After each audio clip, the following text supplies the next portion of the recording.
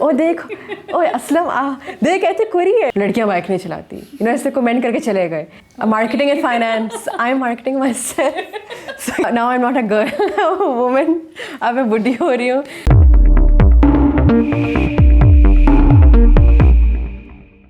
अस्सलाम वालेकुम व्यूअर्स, मैं हूँ आपकी होस्ट ज़ारा मुस्तफ़ा।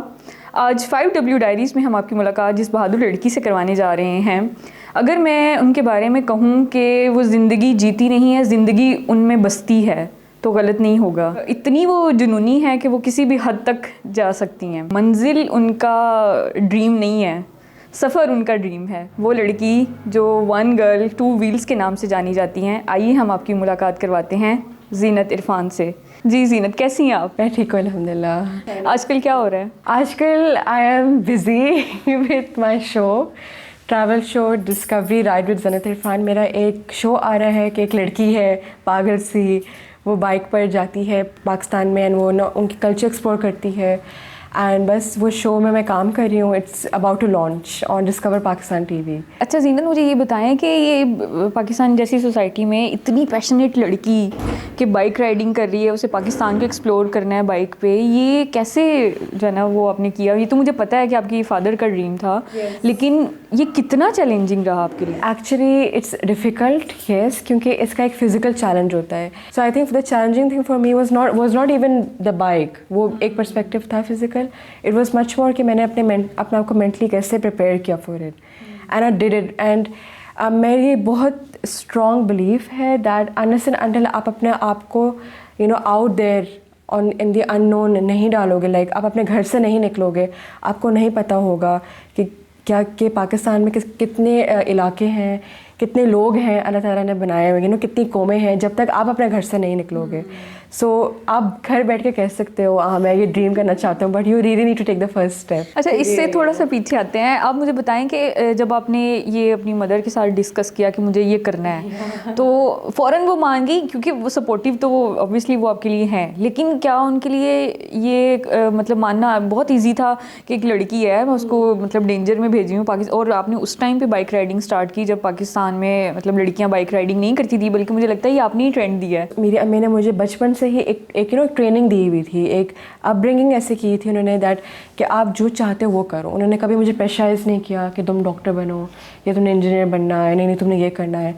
एंड ऐसा भी नहीं है कि सिर्फ मेरी अम्मी सपोर्टिव हैं और बाकी शायद रिश्तेदार आप सोच रहे होंगे नहीं होंगे। Everyone in my family, both मेरी अम्मी के साइड से एंड मेरे वालिद साहब के साइड से, सब सपोर्टिव हैं। They all are, I think I am very lucky कि ऐसा था। और ऑफ कोर्स वो माँ है, उन्हें डर तो होता है, हर माँ को होता है। तो स्पेसिफिकली क्योंकि मैं most of the time solo नहीं जा रही होती हूँ, मेरे साथ मेरा भाई होता है ऑन हिज ओन मोटरसाइकिल और मैं अपनी मोटरसाइकिल पे होती हूँ, तो एक दोनों अपने बच्चों को ऐसे मोटरसाइकिल पर शिमाली ला के भेजना, उनके लिए ये बात बहुत ज़्यादा ऑफ कोर्स होते हैं होने के। और आपके साथ ऐसे इंसिडेंट्स भी हुए हैं, दरिया में गिर गई हो, तो इतना मतलब मुझे सुन के वो लग रहा था कि ये तो बहुत ही डेंजरस है। मतलब मैं शायद गिव अप कर देती उसके बाद, लेकिन आपने गिव अप नहीं किया। तो क्या चीज़ थी जिसने आपको इतनी स्ट्रेंथ दी कि दोबारा से उठी नहीं, मुझे करना है? मैंने उनको फ़ोन करके नहीं बताया था कि मैं ऐसे मेरे साथ एक्सीडेंट हुआ है, बिकॉज ऑफ कोर्स वो लाहौर में है, मैं गबराल वैली में हूँ, तो वो ऑफ कोर्स डरेंगी। उनको एक बात होता है, हर माँ में होता है।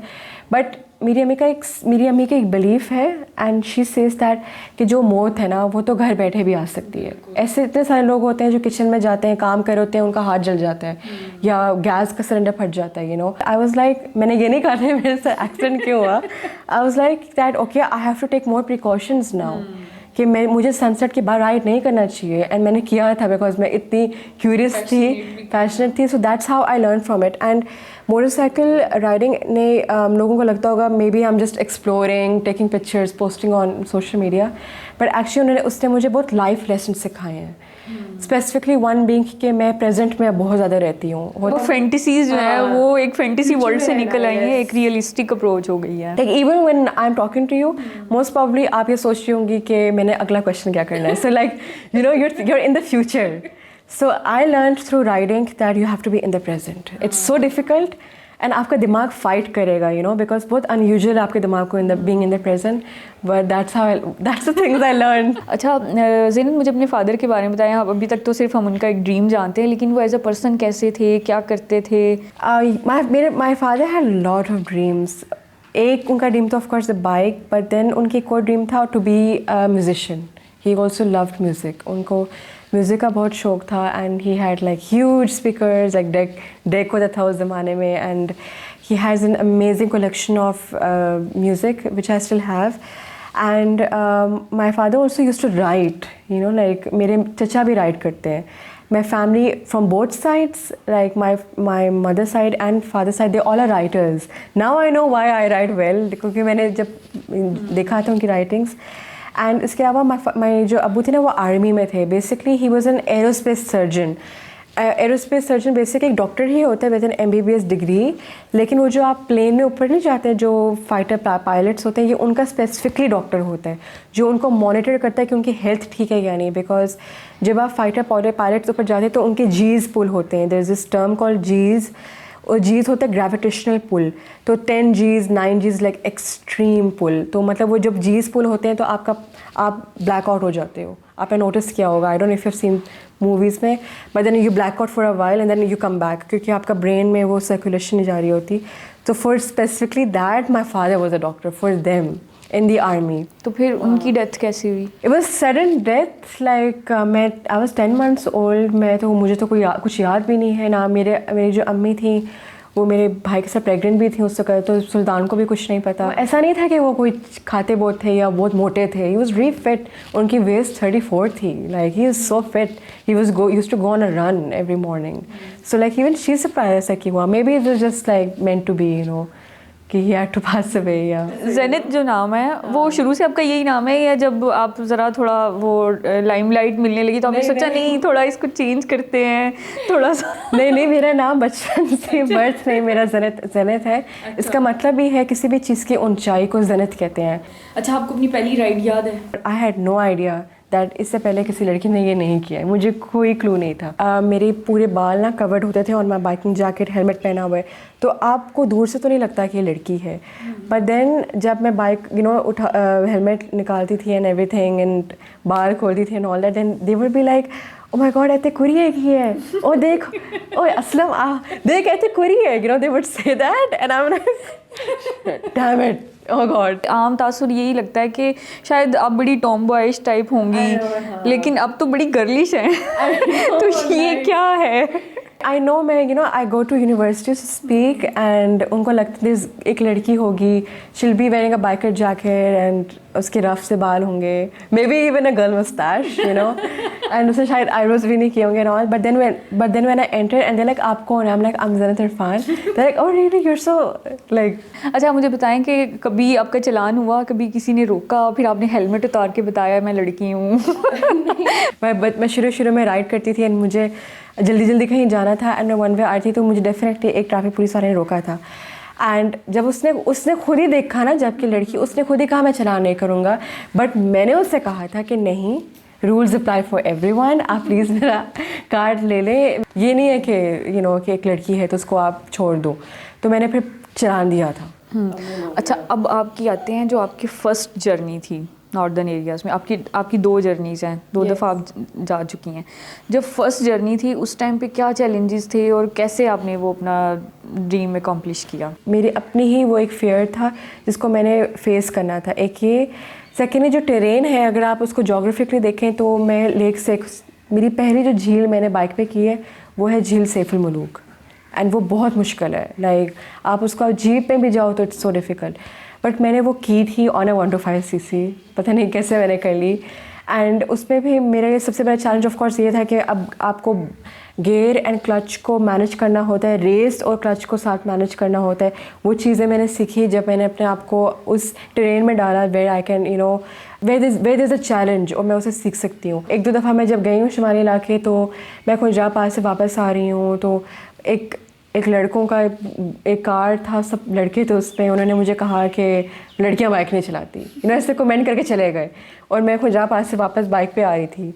बट देन मैंने अपना पर्सपेक्टिव चेंज कर लिया एंड आई वाज लाइक नहीं, मैं कुछ अलग कर रही हूँ तो इन लोगों को बात चुभ रही है, यू नो लाइक ऐसे।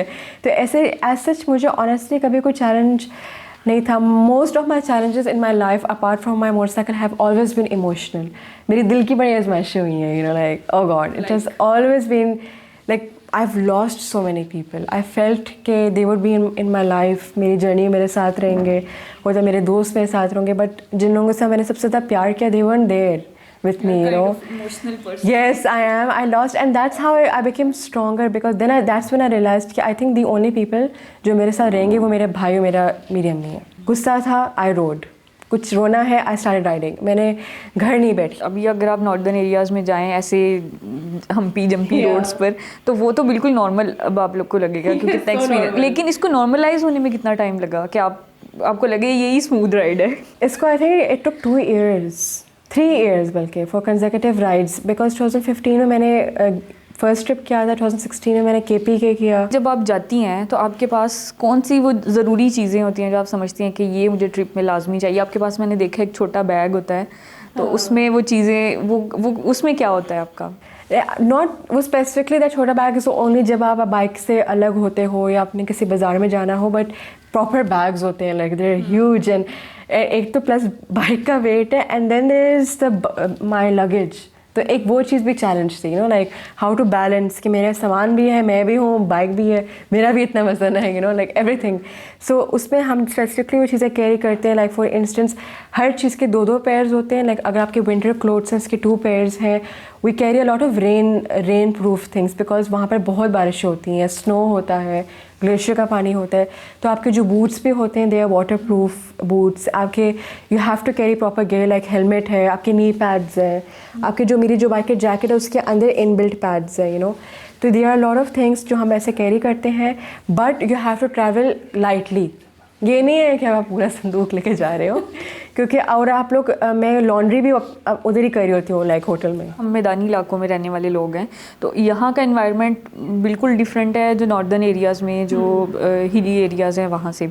तो कभी ऐसे हुआ जब आप यहाँ से जाओ तो आपको कोई वेदर इफ़ेक्ट्स हुए हों? समटाइम्स मैंने देखा है, मेरी जो ट्रैवलिंग हुई है मैंने देखा है, अच्छा अगर आप किसी पहाड़ पे हैं तो अगर आप जितना ऊपर जा रहे हैं उसका वेदर चेंज हो रहा है। इधर बिल्कुल धूप है और ऊपर जितना जा रहे हैं बारिश हो रही है, बिल्कुल सर्दी है। तो इस तरह के वेदर चेंजेस भी हैं क्या? अभी 5 मिनट में एक मौसम है और 5 मिनट के बाद बिल्कुल फ़र्क है। तो इस तरह के अफेक्ट्स कभी हुए हैं कि आपके ऊपर? कभी बीमार हो गई हो, नीचे बिल्कुल ठीक थे, ऊपर जाके सर्दी लग गई है, कफ हो गई है, फ्लू हो गया है? लेकिन इसका एक ट्रिक है कि आप क्यों बीमार ना हो। ये मैंने सुना भी था और मैंने अप्लाई भी किया कि आप जहाँ पे भी जाओ ना उस एरिया का प्याज खाओ, इट वर्क्स। लाइक मैंने लिटरली अप्लाई किया है। मैं उधर जाके मैं प्याज खाती हूँ और मैं पानी नहीं पीती हूँ उधर कौमी, क्योंकि आपके सारी बीमारियों का जो एक एरिया होता है, लाइक जो जड़ होती है वो पानी होता है बेसिकली, नॉट इवन खाना। जिस पानी में जो खाना जिस पानी में बना होता है वो पानी जिस लाइक बैक्टीरिया से भरा हुआ है, ऑफ कोर्स। तो एक ये टिप थी जो मैंने यूज़ की, maybe even when you are travelling तो you can of course apply this. And एक और बात थी दैट आई ऑल्सो फील कि जब आप बाइक पे होते हो यू आर गेटिंग एक्लेमेटाइज्ड, बिकॉज आप लोग ओपन है एवरीथिंग। आप कार में हो ना, you are more prone to sickness than on a bike, because bike पे एवरीथिंग इज़ ओपन। आपको बार बार आपके वो चेंजेस आ रहे हैं, यू नो आपको फील नहीं हो रहा, बट टेम्परेचर चेंज आपकी बॉडी एडजस्ट कर रही है। तो शायद इसलिए मैं इतनी ज़्यादा बीमार नहीं हुई। Maybe it's because also मेरी immune system was like strong and all, but yes it does happen, but you can take care of yourself. आप डाइट कैसी फॉलो करती हैं जब आप इस तरह रोड ट्रिप्स पर होती हैं? तो नाश्ता क्या होता है कि आपको उस तरह से जो है ना वो पूरा दिन भी गुजारना है, और फिर आपके साथ कुछ इस तरह के आप स्नैक्स वगैरह रखती हैं कि कोई ऐसी जगह भी हो सकती है कि पूरा दिन मुझे कुछ ना मिले खाने के लिए, कोई ऐसी जगह ना हो, तो इसकी तैयारी कैसे करती हैं आप? कभी भी हम लंच नहीं खाते, हम सुबह का खाना खाते हैं। और क्या होता है खाने में? नॉर्दर्न एरियाज में यू नो पराठा है, क्या करें मैन, वी हैव टू। आपके फादर का तो ड्रीम था कि वो पूरी दुनिया बाइक पे देखना चाहते थे। तो एक बिल्कुल अनयूजुअल सा एक ड्रीम है और आपने इसको शुरू किया है कि पाकिस्तान में। आपका कोई इस तरह का प्लान है in future? I know this that I have to before I die. I really want to travel abroad now, like अब जब मैंने सारा कर लिया होगा ना, बलूचिस्तान सिंध भी मैंने अभी करना एक्सप्लोर, उसके बाद आई डेफिनेटली विल, बल्कि मैंने रूट प्लान बनाया भी था। अच्छा, आपको कोई भी मतलब इंटरनेशनली जब आपने किया, पाकिस्तान के बारे में काफ़ी इस तरह के टैबूज थे कि पाकिस्तान में लड़कियां जो हैं वो बाया पहनती हैं, बुर्का पहनती हैं, उनको तो ये रिस्ट्रिक्शंस हैं, पता नहीं वो घर से नहीं निकल सकती, कोई इंडिपेंडेंस नहीं है, बहुत ही एक बैकवर्ड पाकिस्तान की औरत को पोर्ट्रे किया जाता है इंटरनेशनल मीडिया में। तो आपको इस तरह का कैसा रिस्पॉन्स मिला जब आपने अपने आप को मतलब मनवाया कि आप पाकिस्तान की एक बड़ी स्ट्रॉन्ग वुमन है, एक आइडेंटिटी क्रिएट की पाकिस्तानी औरत की? तो उस वक्त आपको कोई ऐसा इंटरनेशनली किसी ने अप्रोच किया, कोई रिकग्निशन मिला? येस, बहुत पर्सनल एंड कमर्शली येस। ऐसा हुआ था एक दफ़ा, एक आदमी ने मुझे मैसेज किया सेइंग कि मैं अमेरिकन हूँ and I hated Pakistanis and Muslims, like I hated. And then he told me that when I saw your journey online, जब मैंने आपकी पिक्चर्स देखी, आई रियलाइज्ड कि मैं कभी भी अपनी बेटी को अलाउ ना करता as an American. I would have never allowed her to go on a bike, but you did it, so that's a huge thing. And तुमने मेरा मुसलमान औरत का एक मेरा ये जो एक थिंकिंग थी, एक मुसलमान औरत ऐसे होती है, तुमने सारा वो चेंज कर दिया। So that was like wow, that's such a good recognition. And yes, internationally I was honoured both in Oxford University की किताबों में अल्हम्दुलिल्लाह मेरा नाम आया एज Pakistan's boundary breaking girl. Oxford University ने कहा कि ज़रा we will publish your thing, it was a huge deal for me. Stanford University showcased my film and my journey in their university. तो स्टैनफोर्ड यूनिवर्सिटी ने मेरे पे आर्टिकल भी लिखा, उन्होंने मेरी जर्नी वहाँ के जो अमेरिकन बच्चे हैं उनको दिखाया कि पाकिस्तानी है। उसके अलावा CNN, BBC, New York times. So yes, it wasn't only local, internationally भी ABC न्यूज़ न्यूजीलैंड का भी है, and even India, even Indian news channel से मुझे कवर किया है। सो from European, like just few days ago there were 2 foreign journalists covering my journey for Swiss magazine, so like German, Swiss, everything. So like alhamdulillah I got that recognition, but there's so much more to achieve now. Yeah. लेकिन क्या आपकी मतलब जैसे आप tourism को promote कर रही हैं, मुझे लगता है कि एक बेस्ट एग्जांपल है हमारे पास, और PTI गवर्नमेंट बहुत ज़्यादा टूरिज़म प्रमोशन पे बात करती है। तो आपका इस तरह का मतलब आपने जितनी जगहें देखी हैं, तो मुझे लगता है कि उनको आपका पाकिस्तान टूरिज़म प्रमोशन के लिए आपको ज़रूर चुनना चाहिए। तो आप बहुत अच्छे तरीके से उसको करें। लेकिन जब आपकी रोड ट्रिप्स हैं, तो उस दौरान आपने कोई ऐसी जगह भी देखी होंगी जो आपको लगता है कि इनमें टूरिज़म का बहुत पोटेंशियल है, लेकिन वहाँ पे डेवलपमेंट के लिए जो है ना वो बिल्कुल तवज्जो नहीं दी जा रही। तो ऐसी कौन सी जगह हैं जो आप समझती हैं कि टूरिज़म के लिए जो है ना डेवलप की जा सकती हैं? I think all of northern areas बहुत अनटैप्ड है। मतलब ऑनेस्टली मैं एक जेन्युइन बात करूँगी। फॉर इंस्टेंस आप देखें, मैं अपनी अम्मी को काफ़ी जगह नहीं लेके जा सकती बिकॉज टॉयलेट्स नहीं है, प्रॉपर डस्टबिन्स नहीं है, प्रॉपर होटल्स भी नहीं बने हुए हैं, जो बने हुए हैं वो मोनोपोली में है, मतलब बहुत ज़्यादा इंसेनली हाई प्राइसेस चार्ज करते हैं।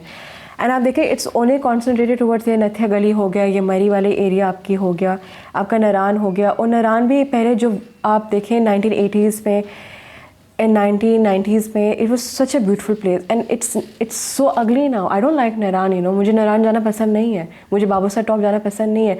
बाबूसर टॉप को आप देखिए, उन्होंने वहाँ पे हट्स लगा दी हैं और पता नहीं दुकानें बना दी हैं, एंड उस पर खूबसूरती चली गई है। Plus there is a huge problem of littering, like लोग अपने ही मुल्क का कदर नहीं करते। क्या आप अपने घर में कचरा फेंकोगे ऐसे? तो ये मुल्क भी हमारा घर है, एंड मुझे ये बात बहुत बॉदर करती है, लाइक बहुत ज़्यादा।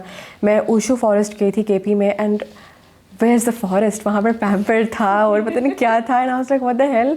तो ये था, this is a huge problem. And actually देखिए, इसमें गवर्नमेंट का भी नहीं है। गवर्नमेंट कितना करेगी? आपकी एक personal responsibility as a citizen of Pakistan भी है। You can not always say government ने ये नहीं किया, गवर्नमेंट ने वो नहीं किया। आप खुद एज अ रिस्पॉन्सिबल सिटीज़न क्या कर रहे हो? इट्स जस्ट लाइक कि आप देख रहे हो कि किसी और ने रेड लाइट क्रॉस कर ली है और आप भी कर रहे हो क्योंकि उसने किया है।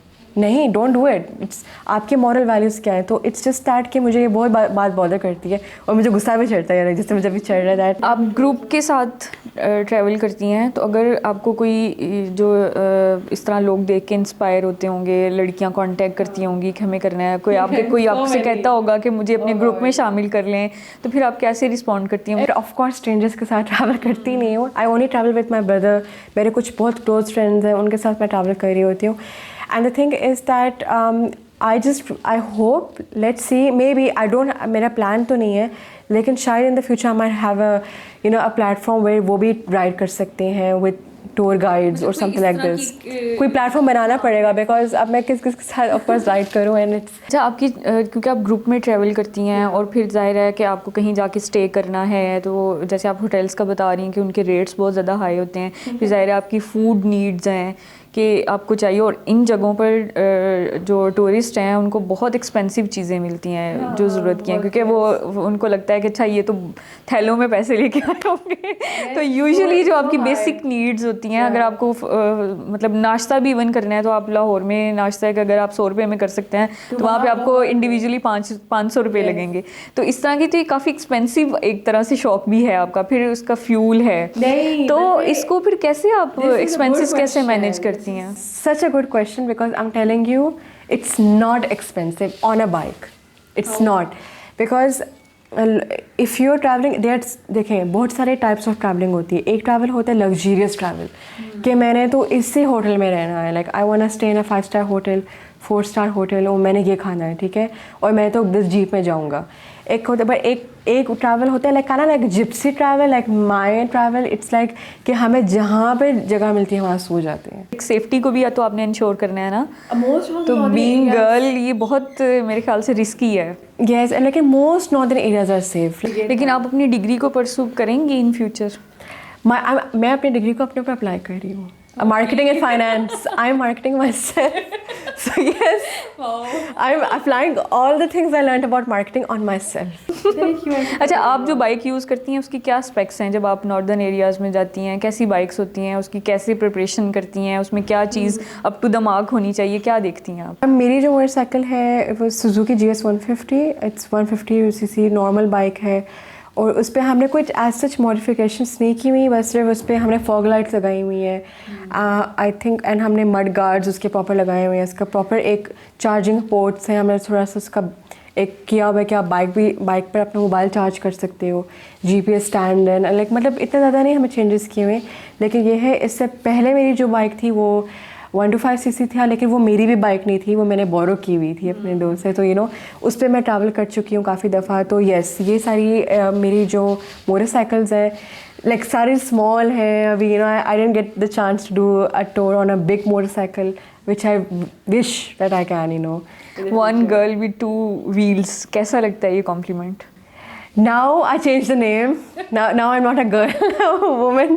अब मैं बुढ़ी हो रही हूँ, so I changed my name. But yes, I feel it's sense of responsibility कि now I have to do something properly, because पहले तो मुझे लगता था मुझे कोई पहचानता भी नहीं है, लाइक अब मुझे लोग पहचानना शुरू हो गए हैं। मैं ये भी आपको कॉम्प्लीमेंट करूँगी कि लोग जो हैं वो 20-30 इयर्स की जर्नी के बाद उनके ऊपर कहीं बायोपिक बनती है, और फिर कुछ लोग ऐसे हैं कि जिनका किसी को पता ही नहीं चलता उनकी लाइफ में मतलब कैसी कैसी अचीवमेंट्स होती हैं, और मतलब अनयूजुअल अचीवमेंट्स होती हैं, लेकिन उनको रिकग्निशन नहीं मिलती लाइफ में।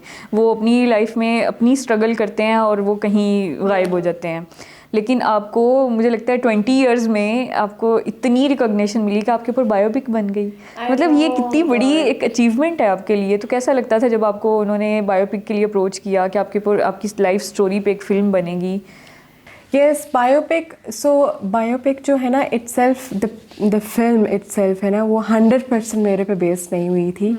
एक ये बात है that actually they were inspired by my motorcycle journeys. They were much more inspired by the fact that मैंने ये ट्रिप किया था, एंड इससे even in the biopic you see there are so many changes. Thank you so much Zeenat, मुझे बहुत अच्छा लगा आपके साथ बात करके, और इतनी अच्छी चीज़ें हमने आपसे सुनी, आपके एक्सपीरियंसेस के बारे में सुना, और मुझे लगता है कि बहुत सारे लोग जो है वो इससे सीखेंगे और उनको इंस्पिरेशन मिलेगी। आप ज़ीनत को ज़रूर फॉलो करें, उनके पैशंस को, लेकिन जो है वो प्रॉपर गाइडलाइंस के साथ आप काम करें, और आप भी एक दिन ज़ीनत इरफान बन सकती हैं। Thank you so much.